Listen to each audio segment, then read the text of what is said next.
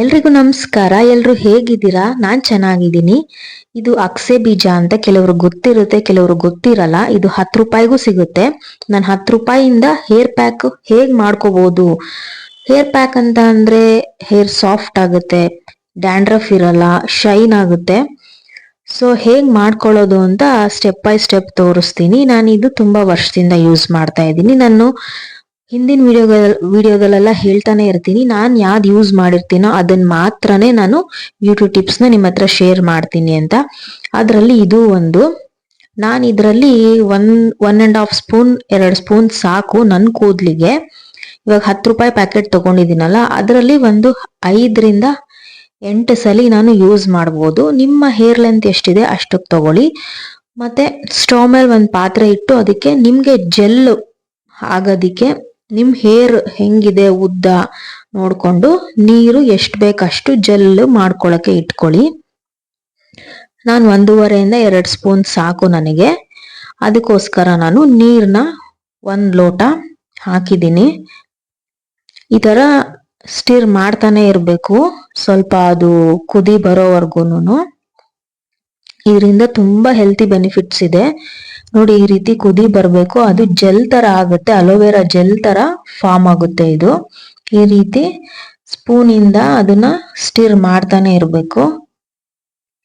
ಗಂಟು ಆಗ್ಬಾರ್ದು. ಯೂಶಲಿ ಗಂಟು ಆಗಲ್ಲ. ಈ ರೀತಿ ಕುದಿ ಬರುತ್ತೆ. ಸ್ವಲ್ಪ ಸ್ಟವ್ನ ಸಣ್ಣ ಮಾಡ್ಕೊಬೇಕು, ಇಲ್ಲ ಅಂದ್ರೆ ಕೆಳಗಡೆ ಎಲ್ಲ ಚೆಲ್ಲೋಗುತ್ತೆ, ಅದು ತುಂಬಾ ವೇಸ್ಟ್ ಆಗೋಗ್ಬಿಡುತ್ತೆ ನಮ್ಗೆ ಅದು. ನೋಡಿ ಈ ರೀತಿ ಜೆಲ್ಲು ಒಂದು 10 ನಿಮಿಷ ಮಿನಿಮಮ್ 10 ನಿಮಿಷ ನಮ್ಗೆ ಅದು ಸ್ಟವ್ ಮೇಲೆನೆ ಈ ತರ ಬಾಯ್ಲ್ ಆಗ್ಬೇಕು, ಕುದಿಬೇಕು. ಕನ್ಸಿಸ್ಟೆನ್ಸಿ ನೋಡ್ಕೊಬೇಕು. ಒಂಥರ ಅಲೋವೆರಾ ಜೆಲ್ ನೋಡಿದ್ದೀವಿ ಅಲ್ವಾ, ಆ ರೀತಿ ಹಾಕ್ಬೇಕಿದು. ನೋಡಿ ಇನ್ನೇನು ಆಗ್ತಾ ಬರ್ತಾ ಇದೆ. ನೋಡಿ ತೋರಿಸ್ತೀನಿ ಈಗ ಹೆಂಗಾಗಿದೆ ಅಂತ. ಇನ್ನು ಹಾಕ್ಬೇಕು, ಇನ್ನೊಂದ್ ಸ್ವಲ್ಪ ಹಾಕ್ಬೇಕು. ಇದರಿಂದ ಅಕ್ಸೆ ಬೀಜದಿಂದ ಕೆಲವರು ತುಂಬಾ ಹೆಲ್ತಿ ಬೆನಿಫಿಟ್ಸ್ ಇದೆ.